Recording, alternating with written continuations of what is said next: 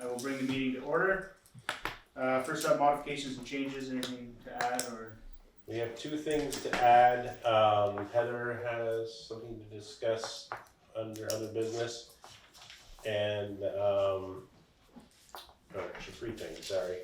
We have a policy addendum that should be quick, but I'll go over, hopefully sign off on. And Jesse, is gonna talk under public comment. He just wanted to update on the planning commission policy changes that. What's the policy addendum? It's something that, again, an oversight, it was a, I'm gonna do it now, it's pretty quick. Yeah, if that's it for modifications and changes. We'll move on to that policy addendum. Yeah. So what this is simply, when our crew goes out on mutual aid, we don't have verbiage, in our personnel policy. So it's, again, our favorite word is precedence. So it's always been precedence, or it's always just kind of been known. So if our crew goes and works for BEC, they get paid at their rates. And they basically follow their policy on payment. Everybody else has in their personnel policy saying that. So in the event an employee is required to work outside of the village service area for another utility or municipality, the employee will be paid based upon the hourly rates of the contracted personnel policy of the requesting company or the hourly rates of the village, whichever is greater. So we never had this in our policy, so if technically right now, we have a bunch of mutual aid out to BEC for all the work they did a couple weekends ago. The VC came back and said, well, let's see your personnel policy, it's not in there, so they could deny us that. It's always just kind of been done, between utilities when this happens. But every other utility at least has this in their policy to fall back on, if anybody did come knocking, we don't. Sure. Let's table that for before manager's report. I think there's some more information here that we need to digest.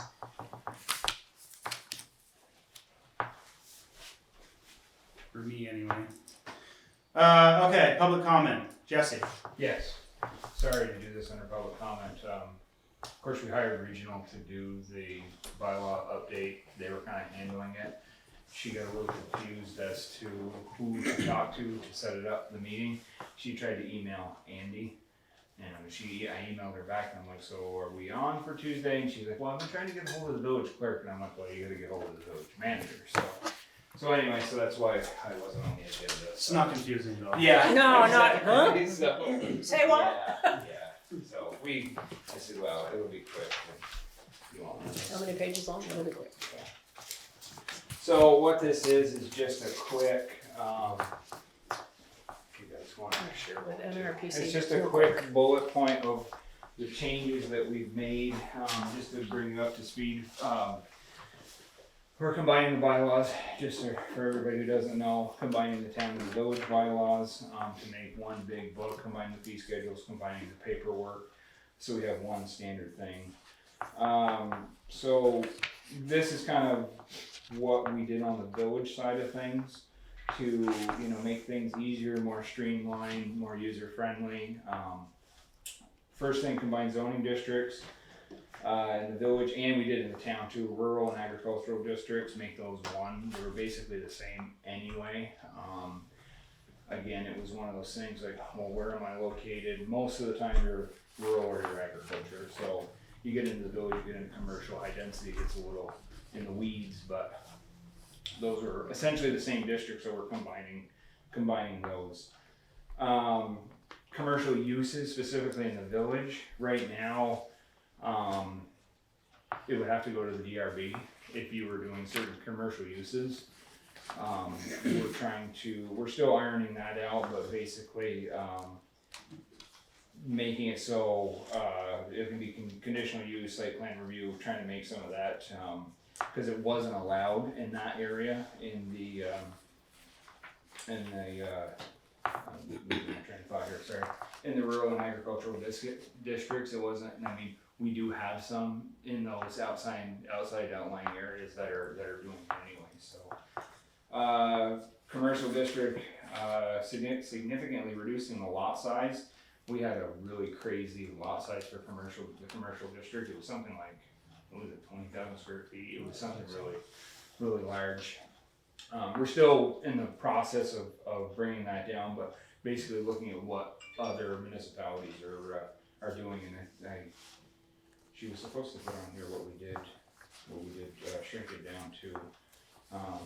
It does say it if you look in the next section here, it has, if you go back, the actual verbiage that it says that it's gonna say in the plan. Set the maximum setback for the central business district and commercial district for non-residential uses in the height, and set the maximum setback for the central business district and commercial districts and for non-residential use in the high density residential districts. Just again, making sure that is consistent, for one, keeping everything in a straight line, and also I call it kind of the Williston effect. If you notice what Williston is doing now, you have sidewalk, building, all your parking and all your stuff is kind of in the back, is the way, and having that a nice straight. That would be a little tricky. Even there's not a lot of places, exactly, there's not a lot of these that are, we don't have, it's a good and a bad. There's not a lot of undeveloped area here. There's not a lot of raw land in the village that we have where you can just go out and Not a postage develop. stamp. Right. I mean, aside from the industrial park, but you know, like I said, it's a good and bad in the sense that we don't have these big tracts of land that we don't have anything on, so. Allow for taller buildings up to 3 stories. For commercial, we were currently at 35 feet, we're up to 42 feet. There was a weird rooftop screening provision that was in there. None of our commercial buildings had rooftop screening. Tractor Supply does, just because that was in the bylaws at the time, and it was kind of a point of contention with those guys, so we took that out of there. The biggest thing I'm really excited about this, allow the zoning administrator to review boundary line adjustments in simple 2-lot subdivisions. What you had, there's no sense in something that you know that's not gonna make a lot non-conforming, as long as your dimensional standards are okay. There's no sense in pulling those guys in, the boards in, for simple little things. So, you know, I still have the power to, you know, if yours came up and it was really funky and there's a bunch of red flags and I look at you and say, Sam, sorry, we gotta send it to the DRB, we still have that option. But with you, it made no sense to, you know, do the 45 days, do the 30 days, you know, do the whole 2-month stretch with that. So that's both town and village on that. Well, that certainly makes sense.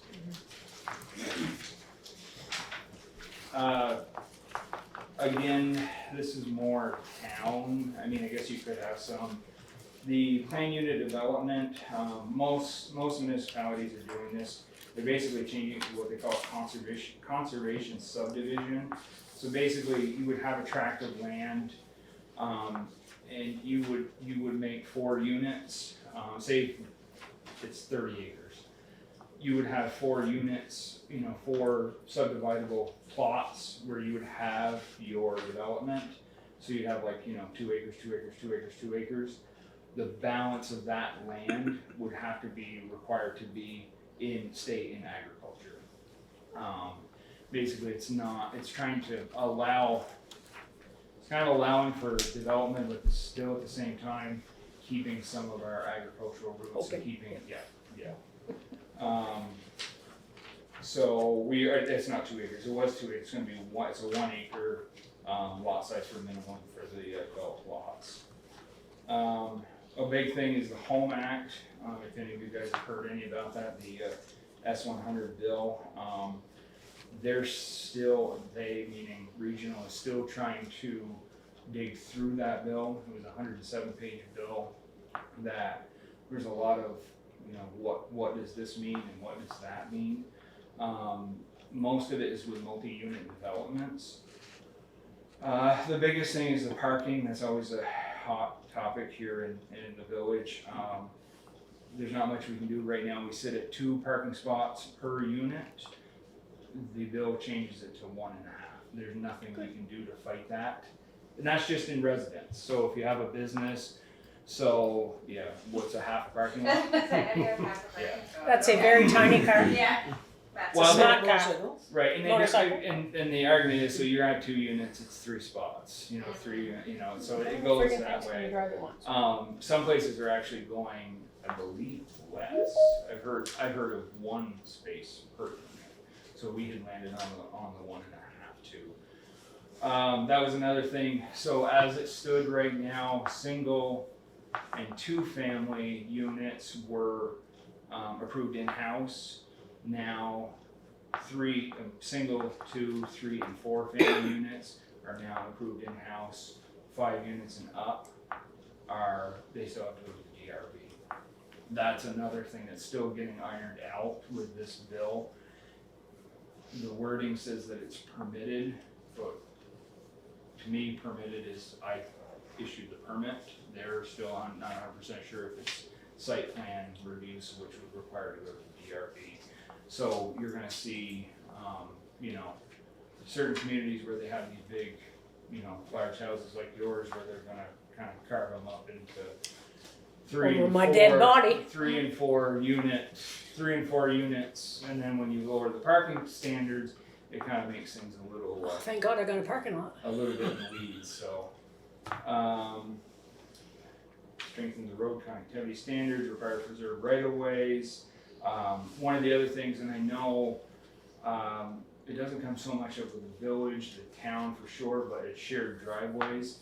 Which shared driveways, from a public works standpoint are nice to have because you got 1 culvert, 1 access point. But when you have 2 neighbors sharing that, There's a number of those here in the village. Yeah. So the idea is to have a written agreement filed in the land records. So if it's going to be a shared driveway, that agreement has to happen. So plowing, maintenance, everything like that. So again, it's more on the town side. Joey is really adamant because he don't like curb cut, one on top of the other. It just protects us as the whole municipality. Considering standards for sidewalks in the commercial district, updating the flood hazard standards. So it's kind of a weird thing, the flood hazard things with the flood storage. So if you take earth and surround your home with it and build up your home to allow, to basically make it so your house doesn't flood, that volume of dirt you have to take from somewhere else. That's not On your property? Mm-hmm. That's nothing that just came with a state or something is what happened. So if you move X amount of yards to go around your house to kind of build up your house because you were kind of down in the gully, you have to net those yards somewhere else. Save people from choking a little stream or something. Right. Another thing is too, down on the bottom, right across from Maple Fields, that was the river corridor. That was basically undevelopable. You couldn't do anything with that. We've changed the language in there to allow, there's houses there. So basically, don't build anything closer to the river.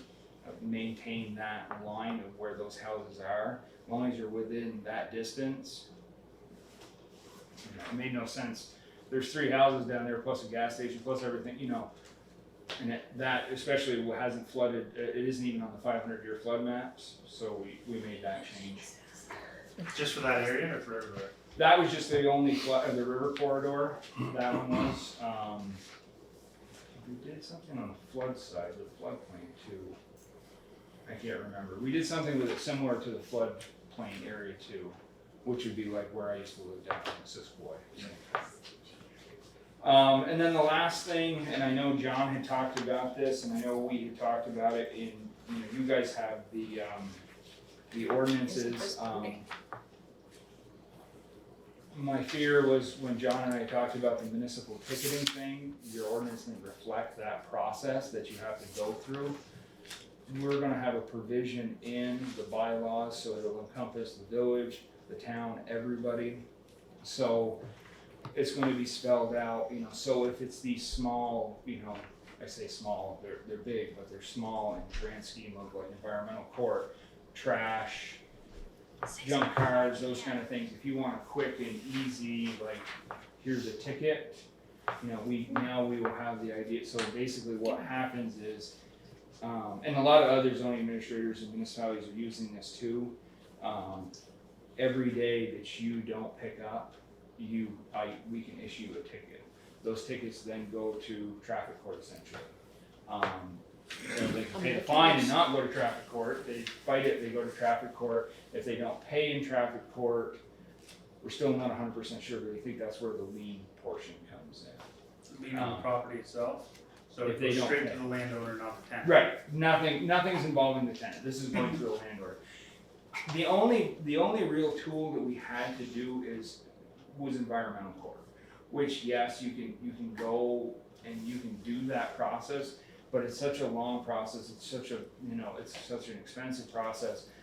I just wanted something in our toolbox where you had a situation like just across the road, not to the tenants. You go to the landowners and you say, listen, you need to pick up, you need to do this.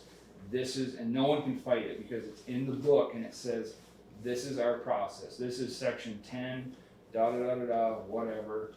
Here's your letter, here's your ticket, pick it up. And if you don't, every single day that ticket gets issued. When's it gonna be finalized? Hopefully in the next couple of months. So how does that work? Does that override, Makes me 'cause happy. we have that policy already in that procedure.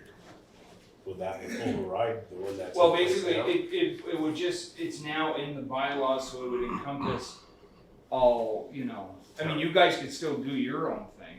It's just whoever sits in the ZA chair has that power to do it as well. From my understanding, the only tricky part with the Judicial Bureau is you have to have everything, your T's crossed and your I's dotted from some of the other ZAs I talked to, because if you don't have just everything solved, because they're so inundated with everything, they throw it out. But something to get, just something to have in a quick, I say quick, but a more meaningful punch to get some of these things, you know, cleaned up. Because environmental court, yes, it can happen, but it's a long, tedious process and an expensive process. And would that include, like house upkeep too? Like, Just, we're talking like Just trash, Just junk. junk, trash. We still haven't, Yeah, or, yeah. See, we didn't have, furniture. yeah, see the town, we didn't have that Metal. either. Glass. Yeah, I mean, we have an issue where we have an individual, we have cars and that kind of stuff, and campers. Campers are a huge thing. You know, the state's dealing with that on the whole because there's no housing, so what's happening are people parking their campers in their mother-in-law's lot, and there's no septic, there's no this, there's no that, and technically, if you're living in a camper for more than 180 days, it's taxable. So the state's going around and trying to figure out how to, fight this problem. But again, if you have some of these situations where, they're using it as a house, or as an addition. I mean, we have some in the town where they backed it up and literally parked it next to the house and they built a breezeway into the camper, so. What's that? Yeah. Yeah. So, yeah, anyway, so that's, again, like I said, just trying to, and then the fee schedule. The fee schedule is it's gonna be one fee schedule. If there was a village and there was a town, there's gonna be just, it's all Enosburg fee schedule that hasn't been updated. I think we looked at like 2008 was the last time the fee schedule had been updated. Not going stupid crazy. Some municipalities, it's like $1,000 for a permit, not anything Yeah. like that. What's it gonna be? What you shoot? Hopefully we're not Seattle yet. We haven't talked about, like, right now, like the DRB hearing you had paid for, but again, you wouldn't have to go to DRB. We're still trying to figure that out because we paid the DRB members, So, we have 7 DRB members, typically 4 or 5 only show up. So we're paying $50 a meeting, so you're paying anywhere from $200 to $250 a meeting. You only have one hearing, you're only charging $150 for the hearing, so it's not really good business sense. So we're talking and, and then you have to mail, registered letters and those and good business things. Last we were talking about was in the $350 range, which is what most municipalities are doing right now. Then do you add per square foot percentage? That's on building permit. So right now, the way it works, it's $100 for a building permit, 10 cents a square, and then a $15 filing fee. We're looking into, that isn't too bad, that doesn't really need to change much, It's because just the DRB though? the DRB is the kicker, that's the biggest thing.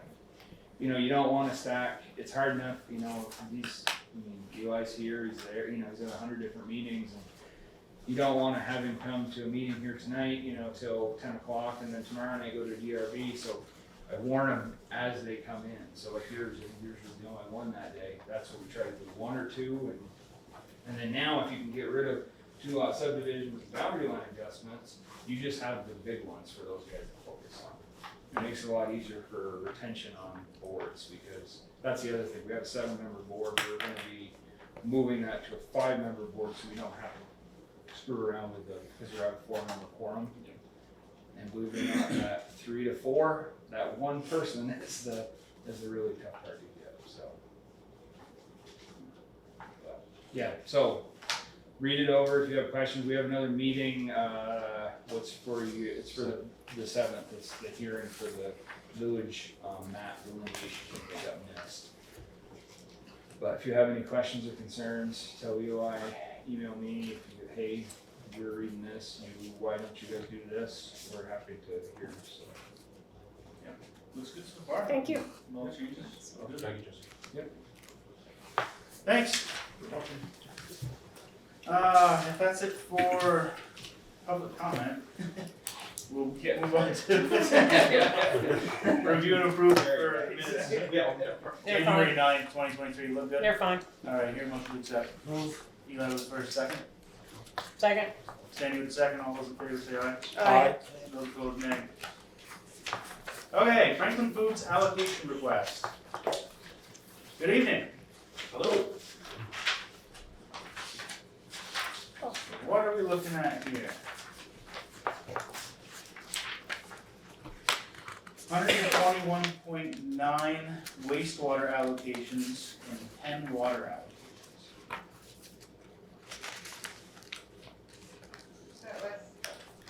So this is a formal request for an extension. Well, the letter of November 17th was for an extension. Ah, Yeah, so this is to renew and extend.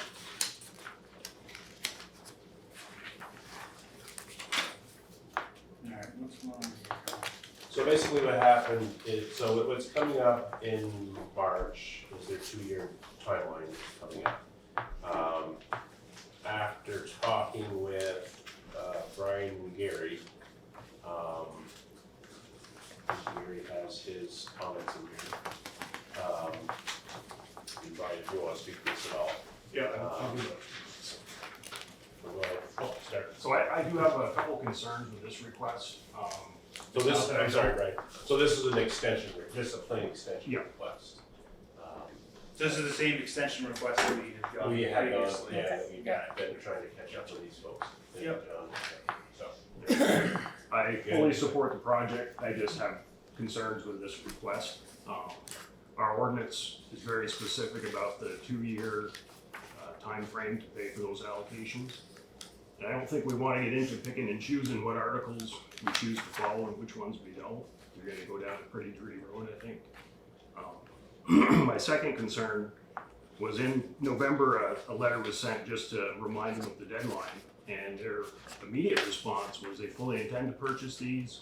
We're just looking later towards the deadline to do so. And when you're spending $365,000, that's pretty good business sense. So that's where I stand. Okay. Anything to add? So I guess I'll just add, so we're really excited about this project, Franklin Foods and Purpose Energy. This project is, and with any project like this, it's a wastewater project, it's anaerobic digestion, making renewable energy, there's a couple of different pieces. They take quite a long time to develop, and for the last couple of years, there's been holdups for COVID related. Internally, there's a lot of sample taking, a lot of cooperation amongst a lot of different groups. So these things take time. One of the major holdups for us once we got to a certain point, around this time last year or before, was okay. Now we're ready to have somebody finance this project, and the financing in this industry is pretty tough. We've been successful in some areas, not so successful in others. We found a group, private equity group, earlier this year that is willing to finance Purpose Energy projects going forward, which was awesome news. Which means our 3 Vermont projects that we had lined up, now they're taking off, and some of the boxes we need to check for this project have been checked. This is one of the remaining items. We've got a project in Middlebury that since getting that financing is 90% completed and constructed now. Our project in St. Albans has broken ground, and so this is right in line and next, and we're excited to move forward with it. Again, I don't know if I can speak to the concerns that Brian just put forward, but whatever we can do to help, we fully intend to move forward, and are hoping there's no more holdups in the process because we're full steam ahead. So you are planning 100% to purchase these allocations? Oh yes. So they're gonna have to be bought at some point, Yeah. no matter what. So in one of the meetings, we kind of tossed around kind of 3 options by the 22nd. You purchase them all right out. And then the other thought would be, do we just put them back in the allocation pool, and then when you're ready, you can reapply and purchase them then? Or the other idea that has been done in the past, I think, is we've done with Franklin Foods, and just start a payment process. Correct, Brian? Yep. And I approached, I think it was Matt Ryder at the time, and I don't know if I mentioned it to John, I think I might have, that we've done these payments in the past. We did it. And originally, their response was, we really just want to pay for this all at once. Okay. So, but I'm very open to accepting certainly a payment plan. What are typical terms on those? Usually 2 years, and I don't think any interest. The last one that we did with Franklin Foods, I don't believe it was any interest in Yeah. 2 years, sounds Yeah. correct. Anything up front or no? No. Nope, it was just Just a basically, we payment came plan up with an installment. amortization schedule, just took the payments divided by the 24 months, or the total amount, divided by the 24 months. Could that work for Franklin Foods? I'm gonna have to, I gotta look into that personally, but from Yeah, a purpose And as I sit here, there's just some information that I don't know off the top of my head. Because this project ultimately is going to be owned by Purpose Energy to serve Franklin Foods. Some of the permitting with the town is going to obviously have to be a joint venture there. Yes, possibly. Again, we'll help in any way we can to make sure that this gets renewed and goes forward. Is meeting this March 22nd deadline not looking feasible for you? Or I know one of the emails I think Sean sent, Brian, correct me if I'm wrong, stated that Purpose Energy was gonna pay just right before Right. Just March. wanted to be So closer is to that off track, or? Okay, well, so I'm kind of proxying for Sean. I don't want to speak for Sean. Usually there's, different items that we have to check off and make sure that, before we go forward with this project. But as far as I'm concerned and what I've seen with this project, yeah, we should be able to make that March deadline, assuming that we're able to, we have confidence that we're gonna be able to get that allocation. This is a 2024, mostly complete 2024 project for us. So at least it's on our timeline now. So what if I float this idea? We have a meeting on the 27th of March. No, we don't. That's incorrect. Looking at the wrong calendar. 26th of March. Oh, would be before that, wouldn't it? Yeah, it'd be the Friday before that. Could be, well, it'd be a day. 2 years would be. Like March 22nd is the 22nd. when you awarded, so it's Okay. March So, 22nd is the It cutoff would, date. it would be our 12th. We have a meeting on the 12th. Do you want to Okay, pencil, that would be, pencil I you don't have a guys in? meeting, a that's meeting? our annual meeting. Ah, shoot. We could, We could always do a Special yeah, we could, Yeah. we have them if we need to. Yeah, we'll do a special one. Let's check back in the end of February Okay. and see where you guys are at.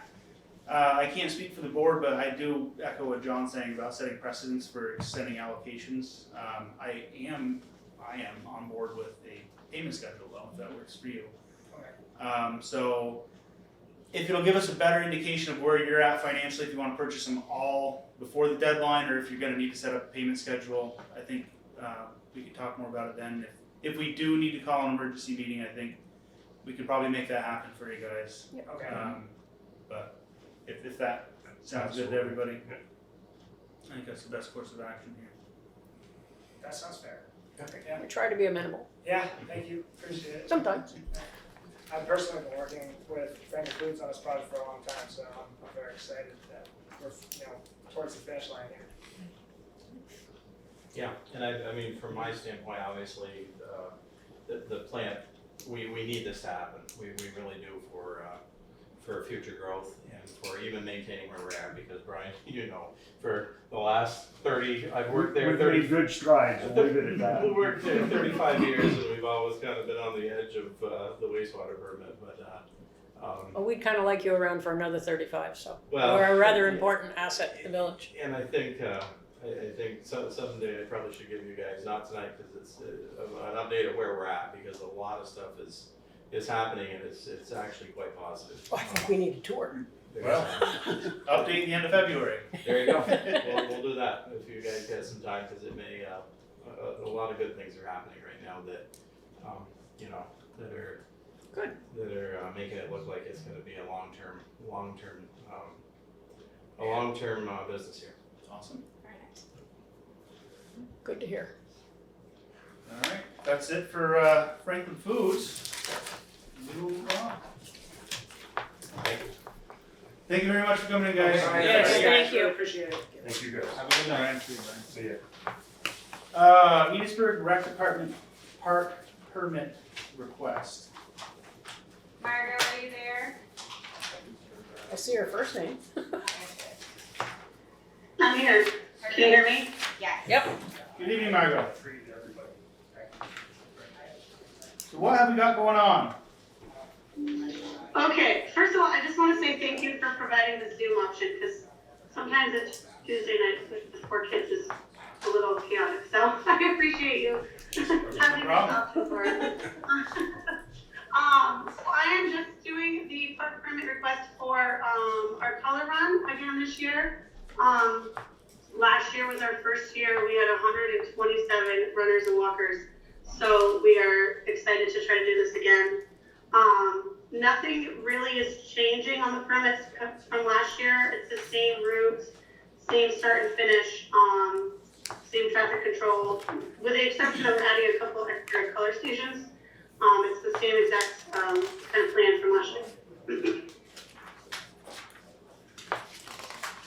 As someone who took part in it last year with my kids, it's a lot of fun, and I thought everything went very smoothly. Crossing the street was no issue, and it was a ton of fun. So It looked good. It was fun to watch.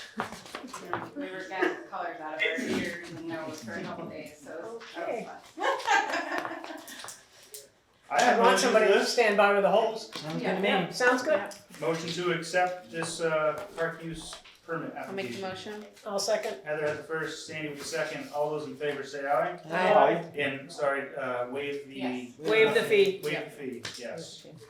All right, that's unanimous. Thanks, guys. Thanks, Margo. Thanks, Thank you. I just want to mention real quick, just an open invitation to everyone to our Winterfest on Saturday, February 3rd. We'd love to have you guys come if you could. Stop by and see us. All right. Thank you. Thank you. All right. Good night. Night. Procurement policy, final draft review. I emailed it to everybody, but it should also be in front of you, both the policies, the capital program and budget policy along with the procurement policy. I believe I hit all of the issues we talked about last meeting. So unless there's other questions, comments, concerns, changes, if we're still happy to move forward with this, we'll just need a motion to accept both, and then I have a clean copy I'll pass around for everybody to sign, for both of them. For both procurement and, The capital program and budget policy. okay, we will have to.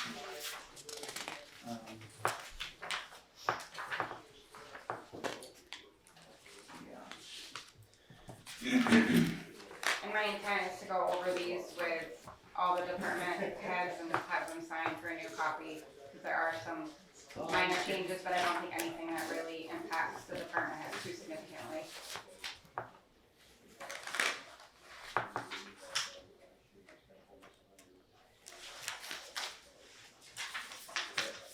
And then what do we make for changes in the capital program and budget policy? Just a It couple was wording just stuff, under right? the capital improvement plan and budget on the first page, just to kind of add that it's gonna kind of be like a revolving document every Yes, year, it's right, gonna be that's updated during the budget preparation.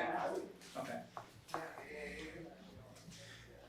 Yep, those look like the changes that we were requesting. Is everybody okay with this as a final draft? Looked good to me. Okay, I'll do one at a time. Motion to accept this new procurement policy. Move we accept. Sandy with the first, or second? Second. Eli with the second. All those in favor say aye. Aye. Those opposed, nay. Okay, up next, motion to adopt the capital program and budget policy. I make the motion. Leonard with the first, Eli with the second. All those in favor say aye. Aye. Those opposed, nay. Perfect, thank That's you. unanimous. When we're going into executive, I'll send this around for everybody to sign. 4. All right. General fund budget. Again, I emailed that out to everybody, there's a copy in front of you. Made the changes that we discussed last meeting, which is basically adding in the furnace. It keeps us at 20.41% change in tax rate, which is a 15.37 cent change in the tax rate. I tweaked a couple other small things just to keep us at that, not going over the 20%, because I feel like that's drastic enough, but as we also talked about last meeting, we knew we were gonna get hit for a couple years and then Yeah. should start stabilizing hopefully, Knew it was coming. yeah. Some things just can't be hard. And I did, like I said, I went through it again because I cringed at the 20% myself, so I did go back through, but there's not really a lot of cuts that I can No. make any further than what we've already Thank you for all your discussed. work. Yeah.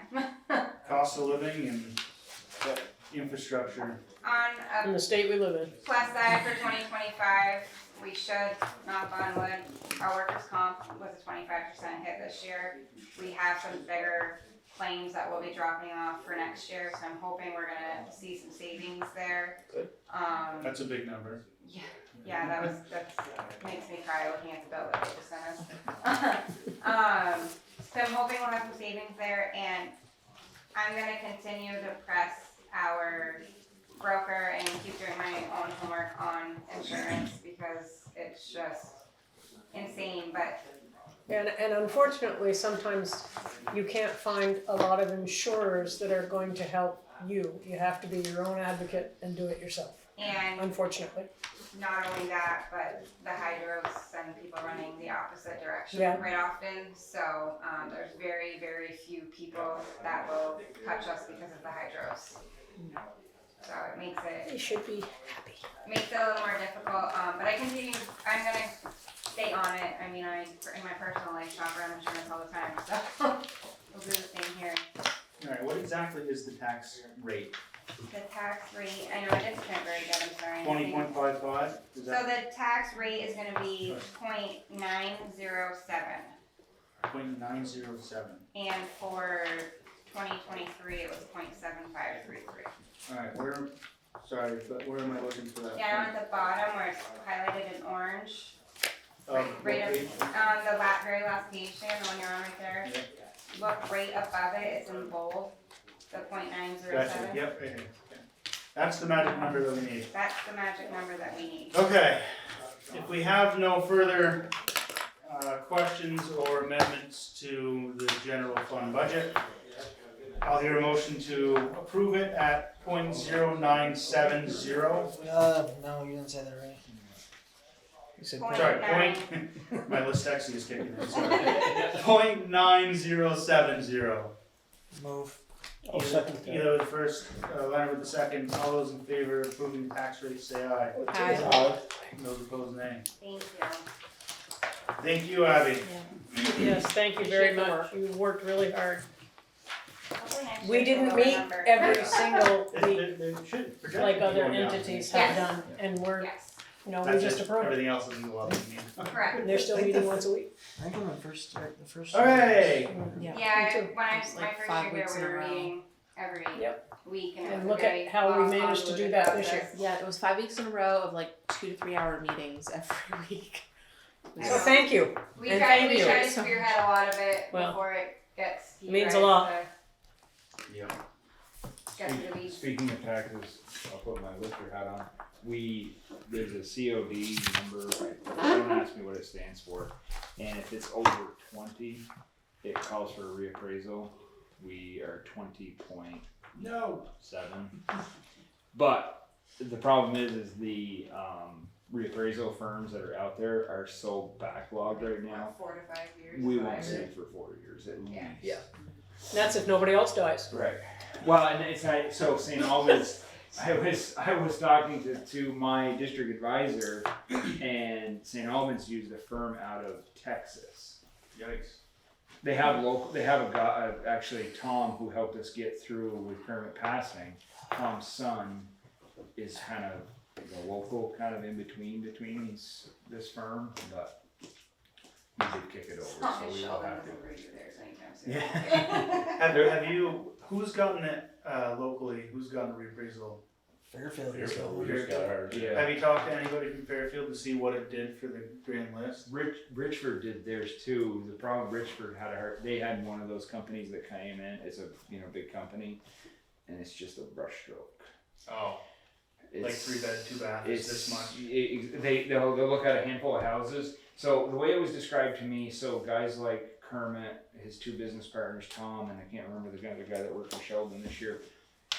They looked at it with the mindset, we're gonna go into each and every house and we're gonna appraise it, top to bottom.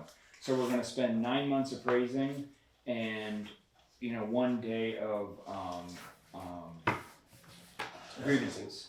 Where these big companies, they spend 1 week of Cookie cutter. driving 20 miles an hour. Yep, that looks like this. And then they spend 9 months of grievances. I went Basically, with- they look at you and say, Yep. prove it to me that, and then they'll go out there. Yeah. What they'll do. I went with Tom when he did, I think it was Tom, the guy that was Kermit's boss initially, Mhm. when he did the hotel. Yes, And he did, it yes. was thorough. Yes. We went into every single room and crevice and cellar and you name it. We did it. I mean, I couldn't get over how thorough he was. So are they looking So- at more or less revenue? I mean, I know they're not the same company, but What do you mean? like tax revenue. The grand list go up or down? Oh, Richard, they were still trying to sort through the mess because it was a lot of there was commercial buildings that weren't appraised correctly. I haven't heard how they're going.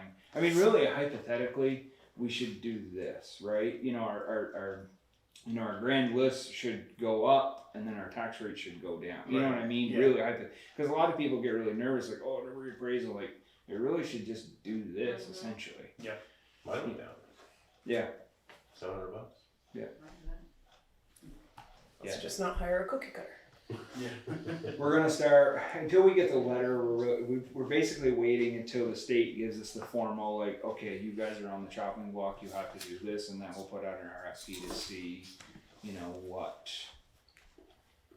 what companies will bite. So All right. Sorry for getting off track. Lot. Local options tax to be a ballot item and follow-up information. So, before we get too deep into this, I did hand out a sheet that outlines what we This talked one, the about understanding one. last meeting. But before we get into it, I guess I would make a suggestion that we table it until the vote in November. The reason why we were pushed, so again, if you go back, this process has to go through the legislature, and then there's some House or Ways and Means Committee in the legislature that goes through and approves, gives a final stamp on which towns or villages go through the lot process. So the game plan was last year, we had, the goal was to get our Vital Village grant and then hopefully get the law approved this spring, and then literally, by the guidance of the former manager in St. Albans town, like she literally would drive down to Montpelier and sit in that committee's room and basically force feed them to get her law passed through the town, St. Albans town. And that was kind of our trajectory going through the spring, and then hopefully having it passed for July 1st, and then we would start raising funds for Vital Village. But because we didn't get the Vital Village grant last year, I think it's technically the pet and bike grant or whatever it was. We can, obviously be nice to start collecting this revenue, but we can definitely table it, I feel, until November. Put it on the ballot, educate folks. We'll have probably quite a turnout because that's going to be a presidential election. So that's my thought, that we can go over this information, or we can table it and come back and talk about it late summer. I think November makes sense. I agree. It could be November before the legislature had done anything about it anyways. Yep, that was part of my thinking. I find it hard to pass a 20% tax increase and then ask for another 1% sales. That was Yeah, another the part of my thinking. timing was also Let's not. just do it again. At least give them time That's why I to was hanging recover out, from the because first one. I have a heart as I'm a still a business, fan of it. as somebody who was, like what Eli for 20 years of business, and I'm sure you still see that. How many people will go to St. Albans or Swanton if they tell you you're $5 more? I mean, there's a lot of guys that did it at Bates. Oh yeah. They would literally go to Bordeaux's because crack corn was cheaper, or they'd go to the co-op because it was cheaper, or whatever. And that was the reason why I wanted to hang out, was just from a business standpoint. I get the point of it. It is nice to have that pool, like you were saying, I think in your last meeting, like grant matches and those kind of things. But from a business standpoint, there's a lot of people who bounce for this much. They're like, see you later, and then the other thing, I don't know about your POS system, but I know like with Bates's POS system, it's, you got to go back through and pick out, okay, this is taxable, this is non-taxable, and we're just two businesses, you got everybody else going through it, so it's just a logistical Nightmare. Yep. Yeah, I mean, so that's just my personal 2 cents. Yeah, I mean, obviously, we've talked to a lot of administrators and managers. Obviously, they love it because it's again, they can, they're not taking such a hit on the general fund on things. It's kind of like a pile of cash they can use for projects or grants or whatever. But like you said, Eli, I just think at the timing probably won't work, and because that was kind of the first goal of the funds, was to get a matching for our Vital Village grant. At this point, we can table until fall, and then if it passes, then we can get it right off. Because the other thing too is, again, like I was saying, I think the legislature, according to yesterday's meeting, it sounds like they have to have everything in by the end of the week, or basically they have a timeline, and town meeting just barely makes that timeline. So we can get it in front of who we need to next winter before legislature starts. And it gives us time to do some more research. And if it passes in November, it wouldn't be in effect until July 1st, the following year. It follows the state fiscal after the session's closed. Right. Sandy, have you brought this up to EPA? I have not. I talked to it at one meeting, and for that one meeting I was at, and I brought it up, I mean, honestly, I didn't get any pushback, everybody thought it was a decent idea. You're spreading your tax pool over, like, I totally get the business perspective of it too, but on the other side of the coin, rather than looking at a 20% tax rate from just our village residents, you know, you're getting all of the people that are traveling through, passing by, buying stuff, so it spreads that cost out. Still, the majority of the tax is gonna be paid by residents. I don't disagree with either side of it. How I much, mean, there's how two- much could you weigh that with individual spending on the local options tax versus the reduction in your personal taxes? So like, if over the course of the year I spend $200 extra on local options tax, but my taxes are reduced by $300, you know? I don't know. And again, I obviously it sounds like a concern, I just hadn't, in all of our conversations, the businesses were more the second concern of, well, we're gonna go to the next town over just to get this part or feed or whatever. The POS thing never came up, I never really heard that as an issue per se. Point of sale. Yeah. Yeah. Yeah, point of sale. So if we're, well, There's probably a solution out there that we're just not thinking about because we haven't had to deal with it, that somebody's come up with, Yeah, in terms of See, simplifying you know, it. Eli would, and what, not me anymore, obviously, but when you have tax exempt stuff too, that's where it gets into the real, like, if you have a business where you don't have that exemption status and you don't have that ag thing kind of waving over your head, and that's where it gets, you can get into the weeds, and especially with baits, with, you know, some of it's like, okay, you know, does the 1%, is it, you know, is ag still exempt from it? I'm sure there's answers to it, it's just, you start having to go individually line item, you know, certain products and certain things, and yeah. and then what happens if you're a repair shop like Dad, who has Right. some of his customers, municipality, agriculture, they're tax exempt. So if he's working on something, the parts are And then tax on top, exempt. like, yeah, on top of it, you know, I guess I don't understand. you're tax exempt, except, you know, if you're buying body shop supplies. Something always that have to you pay are tax the on end that. consumer Right, of. right. But again, I don't think that it goes off the sales tax, so it's not, I don't understand And that. then it's also the delivery aspect of things, like I said at the last meeting, you know, you deliver, it's where the end user takes So what does that possession look of it. like on your sales and use? When you do your sales and use every quarter, because you deliver, so it'd be the same thing for baits, because you deliver, how do you differentiate that on your sales? They and don't use have it? to. Yeah, Cause you have your total sales, then you have your taxable sales, Mhm. and then it automatically figures the 6% and then the 1% if you check off that you're in a local option town, so. And I you don't have know your that. non-taxable sales. because I haven't had to do that. What Right, happens when you drop stuff off to St. Andrews? They have an LLT there, so Right, you Montgomery does. So when you have a guy going out delivering, the PO at the point of sale occurs in Montgomery. Are you charging local options tax because I haven't been. right?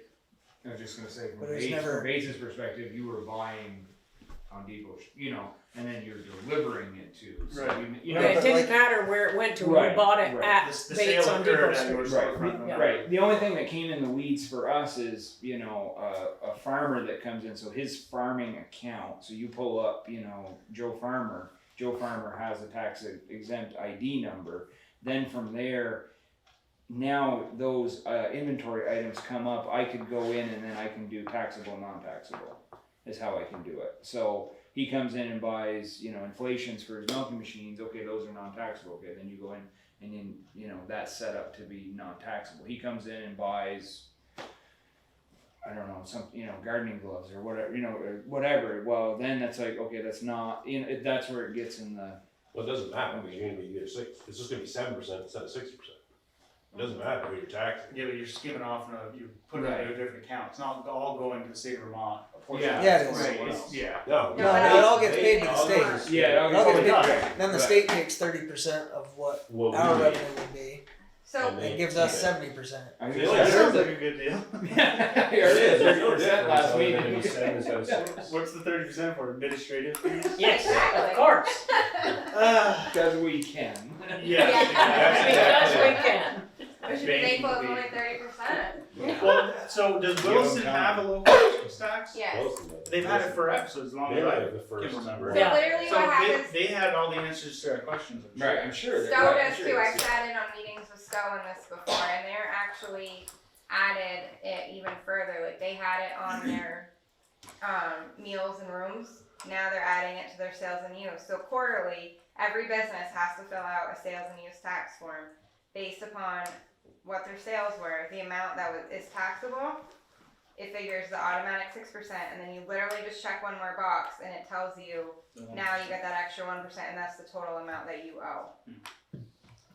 Yeah, Or in this- our particular case, you check them all because there is none. I mean, none, Right. none, because we don't have. Right, you would just do the Yep. standard 6% off your total Logistically, sales. it is possible. Your There total are people taxable that sales. have Oh, been yeah. doing it for It's, yeah, it's not, again, that's why I don't, I mean, I never. And it would be good to throw all of our perceived problems, like yours, which is a legitimate issue, to throw those at people that have been doing this for a while and get some answers. I know Stowe would be willing to come, Real because when I answers. went to a conference in Barrie last year, maybe, I don't remember when, I think it was last year. They actually gave a whole presentation on the local option tax through the Vermont Bond Bank stuff, and she's more than willing to come around and sit down. So And come pay us a visit. I believe I have her information in my notebook still. It would help us to thoroughly But they love understand the it. whole thing before we make a decision. And the biggest thing we would have to know is that, I mean, we understand our side of it, but again, like, to make sure we're. That we're not hurting anyone else We wanna in know trying to help the retail ourselves. side of it, or Yep. what the businesses have to go through to, I mean, obviously there's gonna be change, and, again, what we've heard through others, municipalities is, the initial month or two, there's some griping going on, but then it calms down,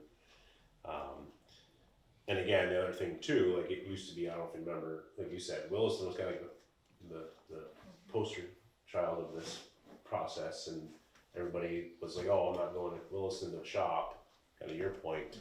But now it's kind of like, I think Swanton area is the only one. I mean, you go to Montgomery, the city, same on the city, same as the town has it. big retailers. The only other big retail area, Reasons I avoid all of them. the only other big retail area, I guess, would be Swanton that, they don't have it yet, so.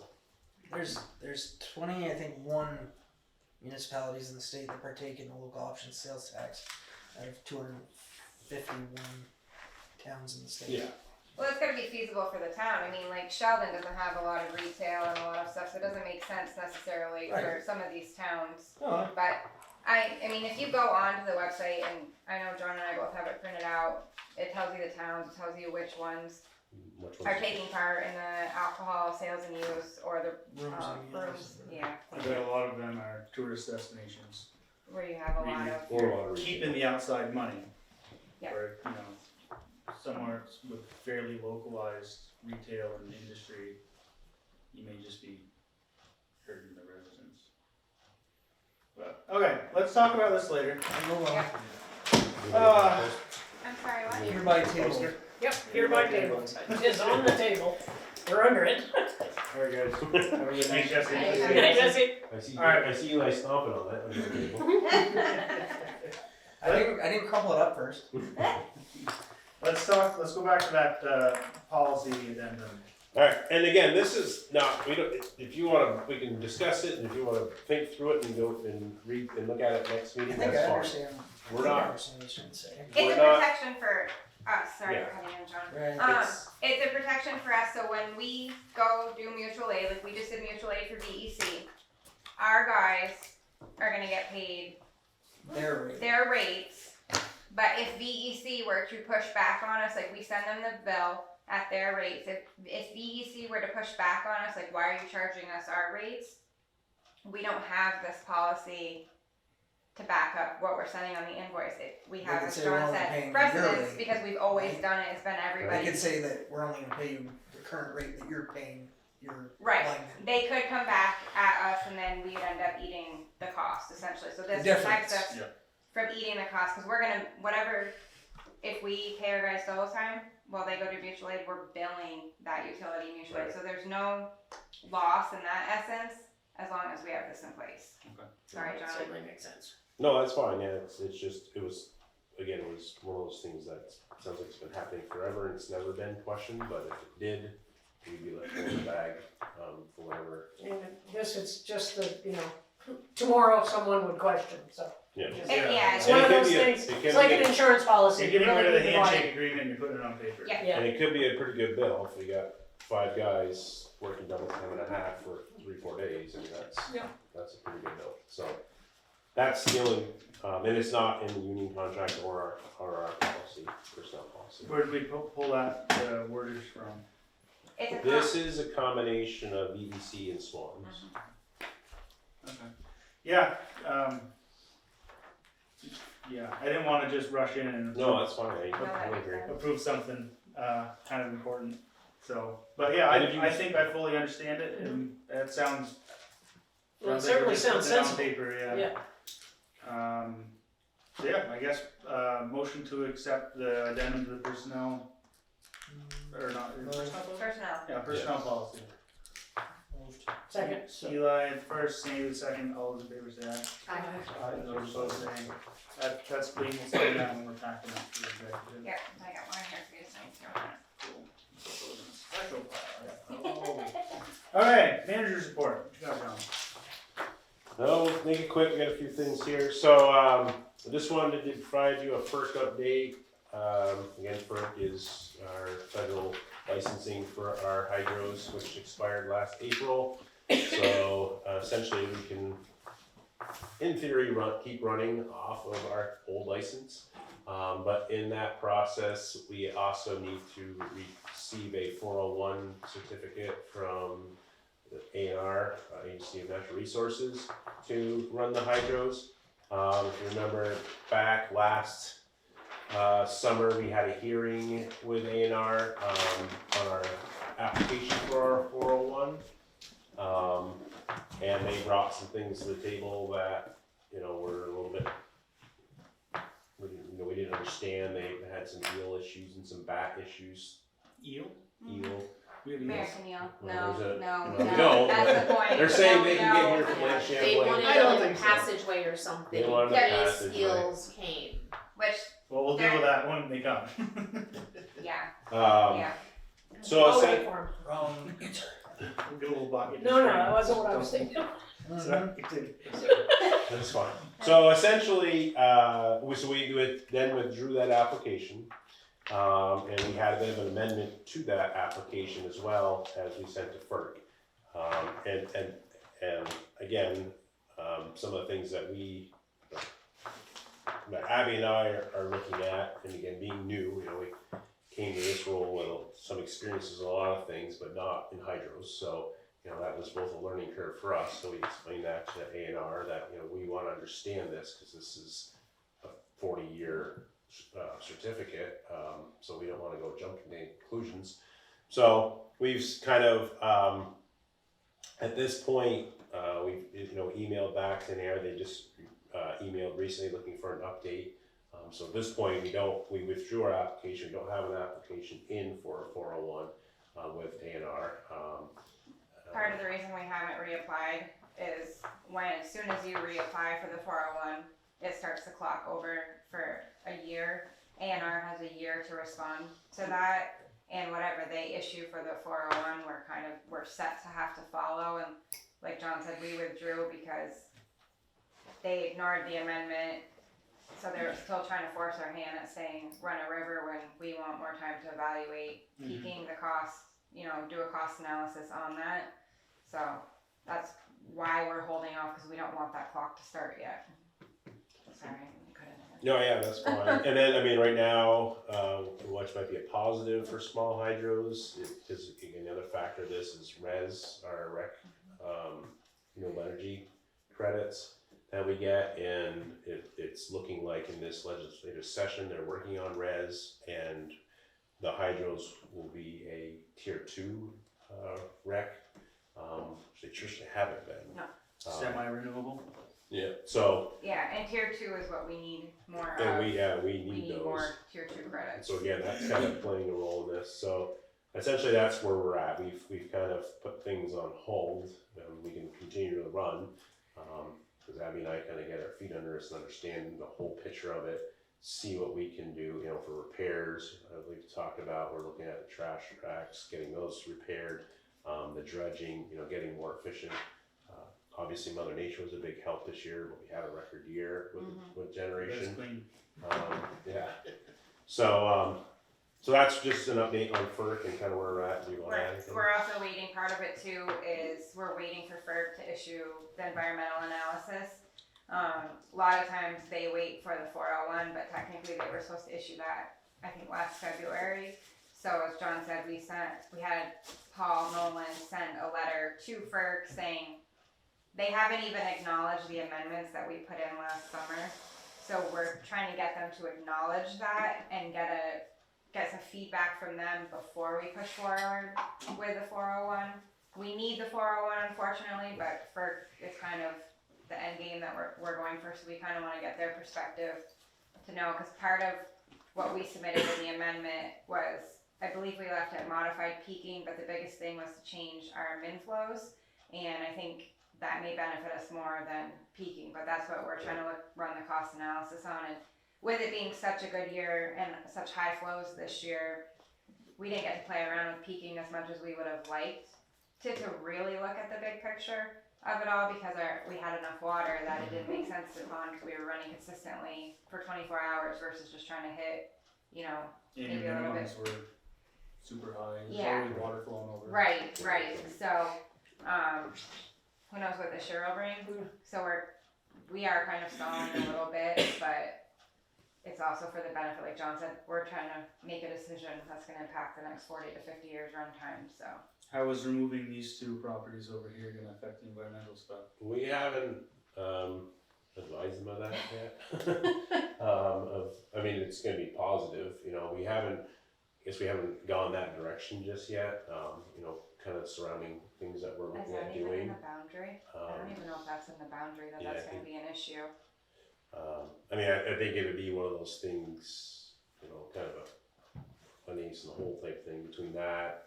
You know, we're looking at removing the dam up, which is something they like to see, up at the reservoir. You know, if that all goes through, if they get the funding to do that. Hey, by the way, guys, look at what we've been doing. Yeah. Cleaning up stuff. Look at Yeah, us. so yeah, I mean, and between that and the efficiencies we're working through with the hydros, so that's what we're gonna bring to the table at some point, but we haven't yet. So. Good enough. That's FERC. I did put, that's part of what this big packet is for. Moving on to the office basement. Again, nothing needs to be cited tonight. Abby's got a big pitch for you. Oh, big papers, big pitch. Again, we're just kind of thinking through some things, some moving parts here. You had asked us to get, Fill it up with that. you had asked us to get another quote when we were in that process. We had Twin State. We had reached out to one other. They have not even returned our call. Actually, I think Gary reached out to two others, and we haven't heard back from either one of those. So that first initial estimate we had, and the second estimate was from Twin State. Fairly comparable. I think the Twin State was a little bit less, but a little bit less work was being done. They weren't doing as much wall work. They were just doing more of the drainage and the sub pump, whereas the northern basement people were doing the wall and then the drainage around it, and then the sub pump. So again, do we do it or not do it? And then those are the quotes. So just kind of giving you an update on that. You can take it home for some more reading if you want. Abby's got her whole pitch that she wants to do, so Let's I'll not let her go stand in at Abby's way. And we don't have to dive into this tonight, but before we make a decision on the basement, I've been hounding John for a while. Our basement is in pretty rough shape. I don't know if anybody's really noticed, but the whole foundation to the actual Dragon House portion of our building is in pretty rough shape. So before we look at spending a lot of money to band-aid a bigger problem with this building, in my opinion, I just want to make sure we're looking at all feasible options. As you all know, we used to be up at 42, and that's kind of my pitch, is to reevaluate this back new part of the building, and then look at the front half of this building potentially being demoed. So You just wanna drive one of those demo machines. somebody's gonna let me, Sandy. You're gonna get this on one of them one way or the other. Alan and I were talking about this one day up there about this building, and just, you know, and usual Alan and I sitting down and having a conversation, solving all the world's problems. He informed me, and I don't know if you guys have seen these, there are plans for some remodeling of the build 42 and for our offices up Really? there. And I don't think it was ever supposed to be. This wasn't supposed to be here, no. Right. yeah, no, This was Even supposed Mrs. to be a Dragon tank, doesn't right? want us here. yes. It's supposed to be a tank. So again, I'm cheap. We have a ton of, Frugal. Sounds better. Okay, frugal, I'm frugal. But thorough. My pitch is, like, again, I want us to make sure we're looking at the big long-term plan and picture and not making a quick decision, spending a lot of money that's gonna be wasted down the road. There's a lot of potential. What we could do here, and part of my pitch is keeping the new part and either leave it as a conference room down here, or there's ways we could convert it into a garage, convert it into other things. This is again demoing the house portion of this. Where does the house? Where's the So house? right here where the AED machine is, there's the bump outs in the hallway. Yeah. This is all new. The other side is all old. So there's no foundation. It's all slab. So underneath just the this main part. office, your office, and the The upstairs. bathroom and the upstairs. So like John's office. Unfortunately, This we have way? to move a bathroom. We would That have to- bathroom's in the old. Yeah, the bathroom's in the old, so we'd have to look at moving that, which isn't a bad thing anyway, because that needs to be addressed. But And then do what? Off-street parking right there? my thought, again, More parking in space. my Well, my- if you got a conference room here, you gotta Gotta have a have. place for My people. thought is some type of like parking lot, for staff, so then we don't have as much parking up top and it's easier for customers to get in and out of. Mhm. And then, yes, if we were to keep this as a conference room, then you have a bigger area. Keep in mind, we're also gonna have part of 17 Main Street property, we could look at that as well. We don't have to go too deep into this tonight, again, I just wanted to plant the seed, but it's, I mean, this one's on top. I'm not 100% on all of these, there's things I would tweak, but just for fun, they're here to look at. Sorry Leonard, I'm invading your space. So this is the front open part where you That's have, where everybody used to come in. yeah, Yeah, I thought there's a bunch of panels here now, like control panels. nope, the control panels are back here, Way down. they would have to come out. And I never went upstairs and saw any of the staff fighting, just in case you might want to throw that in there. I mean, I'm not 100% sold here, like I would move me up here, put Gary in the corner. One plan has him upstairs up there, which is just scary. Looks like You know. there's enough desks right in there. I think you could be right, in that area. Like from Yeah, here up, you're nobody talking? asked you. So this would in theory be Psyche's desk, this would be Lori's desk, then you come out back. Right now, this is kind of like an open area. You should put my room where there's no heat. I have no heat already. Heat pumps. Heat pumps everywhere. We do have heat pumps They're up in, there, they're which Wow, is we're gonna start the perfect. generator, we're gonna have the two of those. Exactly. For sure. So again, there's There's different options. This one's on top because it's the one I like best, but it's still not my favorite. So somebody has Um, considered this before. We like it best, but it's not. Somebody Yes, has considered this before, I wonder what and the date is on that. I was trying to look at that earlier, Sam, and I didn't see it. Date. 2008. Yeah. So 16 years, not too late. again, we obviously aren't going to solve all of these tonight, but as we're making the decision on this If we're gonna building. dump 16 grand into something. Well, honestly, it's gonna be more than that, because if we do that, we also need to look at a gutter system Right. out here, otherwise some of the work that we're doing makes no sense. So, And that's still not addressing the wall. that's not addressing the foundation issue, I mean, it's, Yeah, it's just, my husband as a Looks like- contractor, when he pulls up here, has a fit, cause like, when he's just looking where my office is, and you can feel in certain spots, it's spongy and sinking. So there's definitely, if we're gonna stay here, there's a lot of maintenance that needs to happen, especially around the foundation portion of it. And then I'm sure at some point, you're gonna be looking at windows and everything else is gonna come, cause we've been here, 2014 this was done? So 10 years, we're going on 10 years. So that's my pitch. I know not everybody's excited about the idea of going back up at 42. There's been some concerns of customer accessibility. I mean, we could still look at keeping a lockbox down at the bottom, somehow concrete something in so it can't be removed.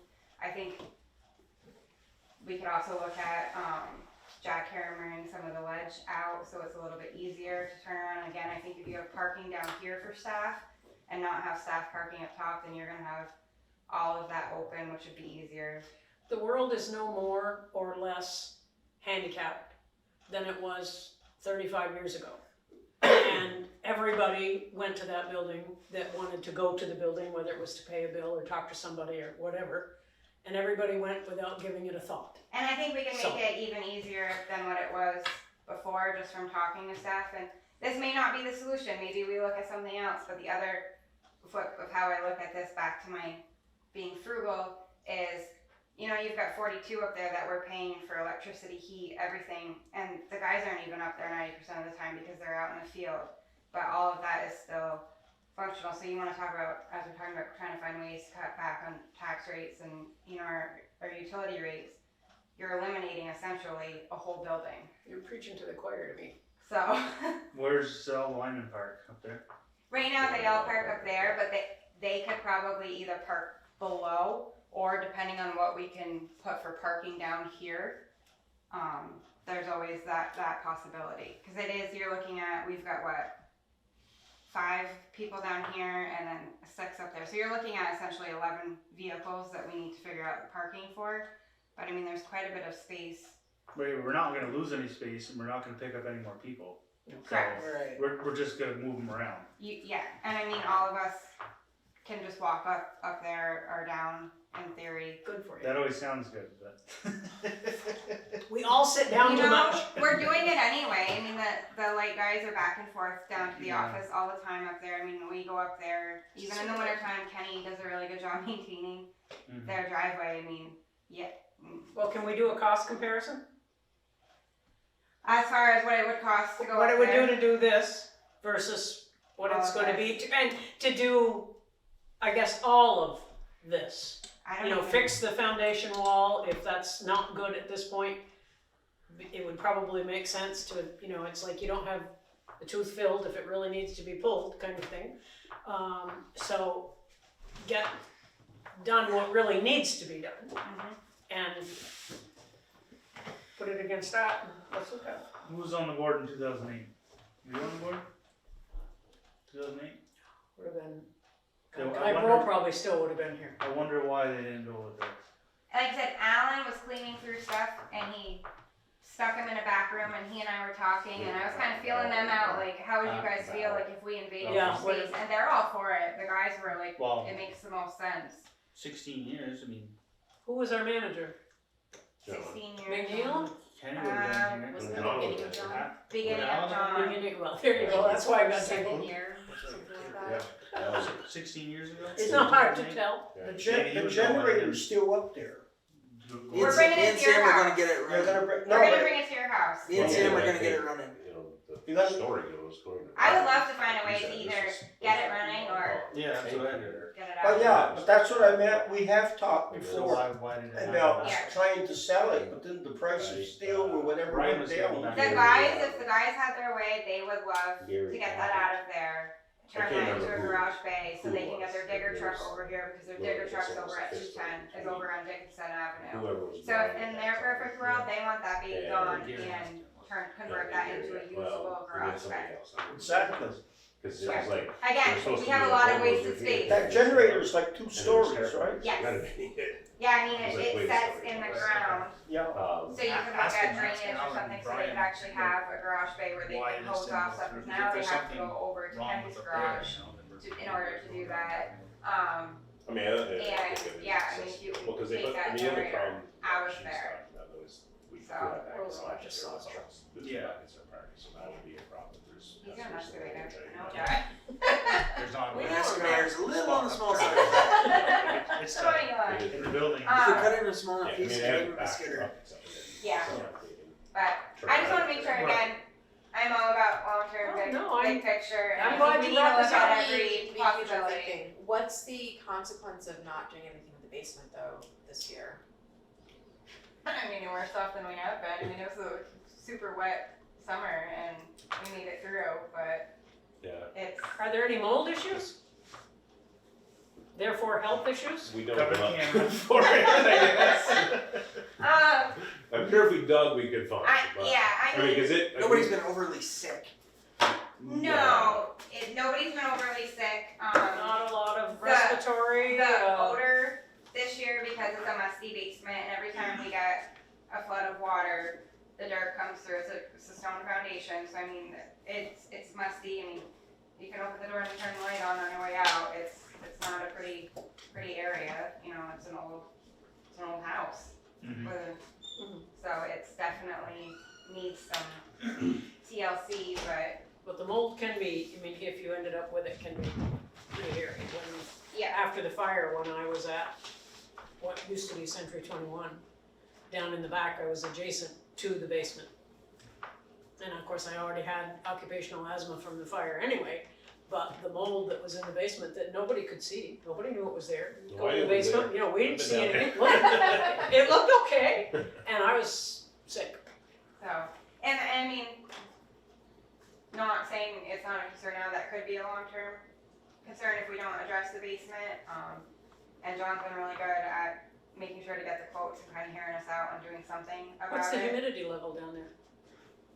That's a solid question. You don't have a I don't- dehumidifier down there? What we do is runs 24/7. But it does have a Literally- gauge on it that gives you the humidity level? I mean, don't remember seeing a I think gauge it was, on it. well, before we piped it outside, I think the air was dumping that 5-gallon bucket, like Twice a day. twice or 3 times. Give it 60, 70. Probably, yeah, I mean, that's and high. that was with it being a slow drip coming out. We were getting close to 10 gallons of water coming out of there a day, and we piped it into the sub pump now. But Yeah. yeah. So that's my let's get our wheels spinning pitch. Thank you. Good ideas. Nice pictures, ma'am. Hey, I'm all about visuals. She drew them. Yeah. No, they're way too All right, let's keep this ball rolling. Yeah. We got other stuff we gotta do tonight. Elm Street, just an update on that. Remember the blue and red lines? The red line was the sidewalk, the blue line, so they came back, it was, Aldrich and Elliott they were talking 25 to 30,000 more. So we gave them the go It's an ahead. expensive tree. I want a piece of wood. Leonard had brought it up and you brought it up. I'd asked Gary about the film on the dishes. Oh, yeah. I don't know if anybody else is seeing, I don't know, I know neither of you brought it up, but, you know, Now that I can see what this is in the report, I have it in my house. yeah, he's saying it's calcium. Good for the bones.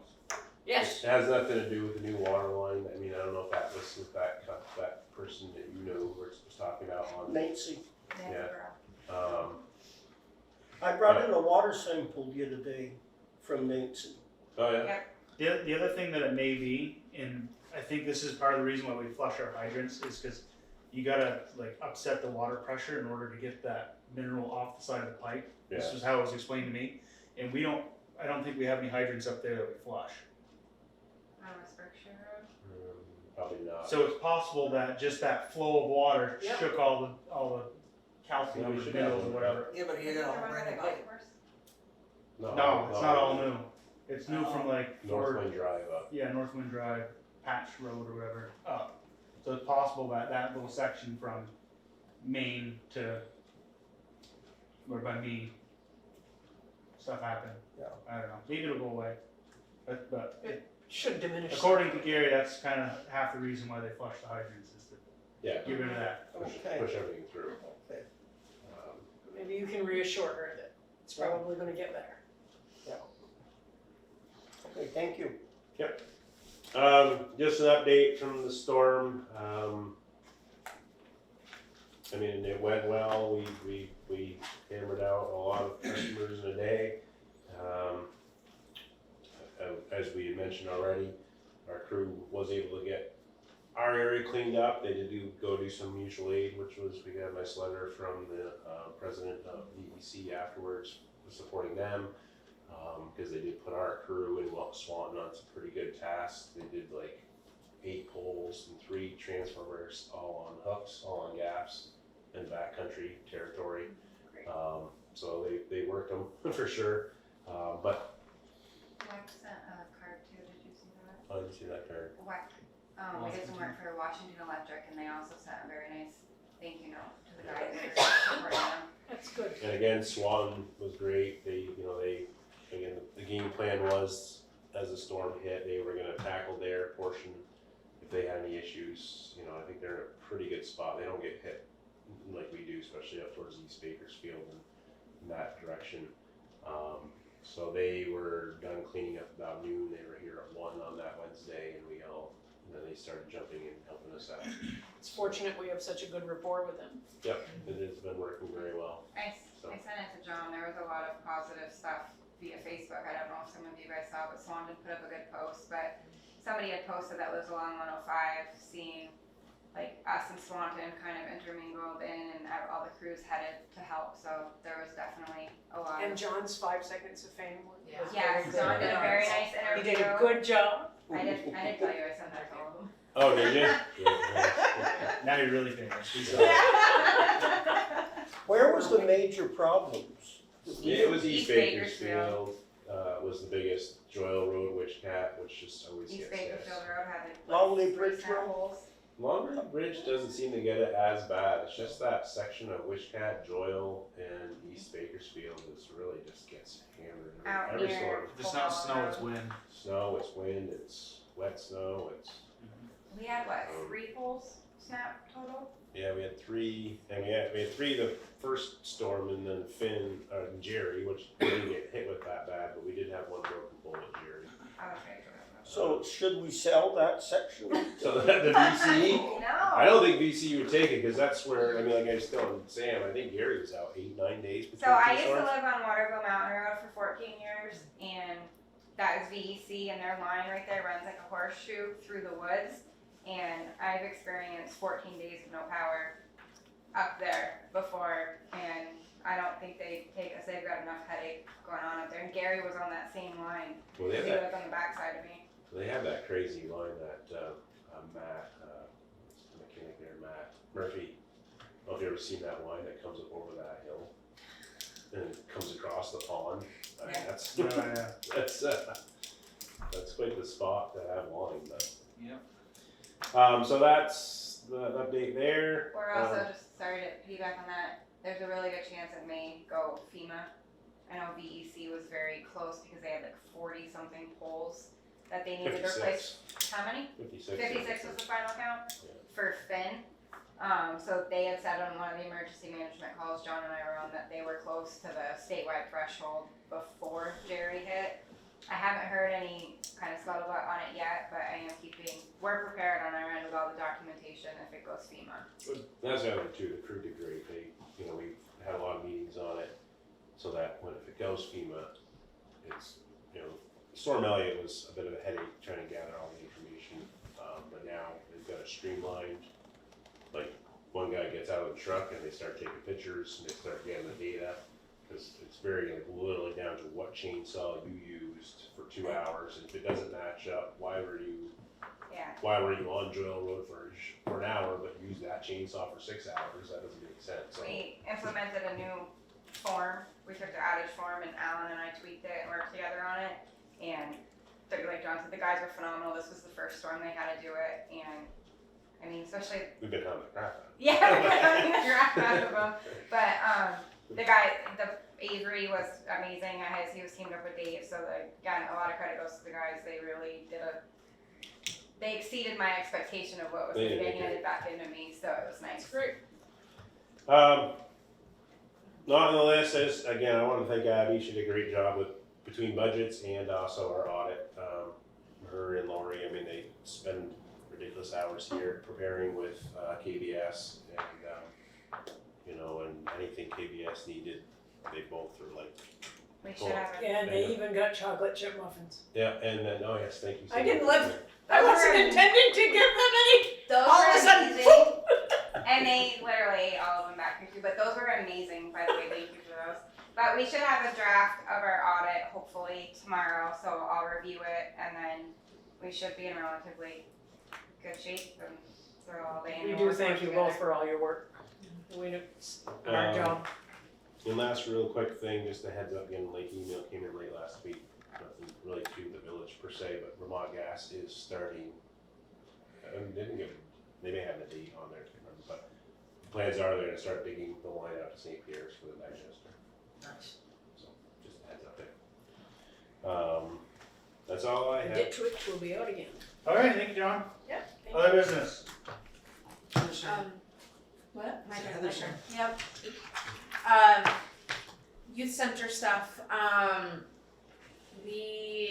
been thinking through some sustainability options, to keep the youth center running once we actually get the doors open. And I don't know if you're familiar with the process of the fundraiser that the, Margaret and the Rec Center used, is called Patron City, if I'm pronouncing it right. It's that 2-to-1 match that they did, remember a couple months ago, yep. That program allows communities to use their program more than once. And I was thinking of trying to use that as a fundraising source for the youth center, instead of just doing like crowdsourcing or just asking for donations, because if you can get a grant to match it, why not? And I mentioned it to John and Abby, and they suggested I bring it up to the trustees because the village would have to be the applicants for the grant. The way it works is people can make donations in multiple ways, and people who donate through hitting the button online, the organizers collect the funds and then write a check to the organization that's raising funds. So it wouldn't be like a lot of little checks, and it's actually a more straightforward process than GoFundMe, and doesn't seem to be like a 5% off the top sort of thing like I was gonna say, GoFundMe and as their well. cut is administrative. So they must take some sort of cut. I didn't see anything on the website, but I haven't checked give me more information because I wanted to, before I fill out that form, I checked in with Abby and John, and they suggested I check in with the village or with the rest of the trustees to see if that's what we would want to do. I say go for it, and when you've done this far, we gotta keep going. Awesome. I do have a grant that I'm working on. It's one of the ones that I said has been coming.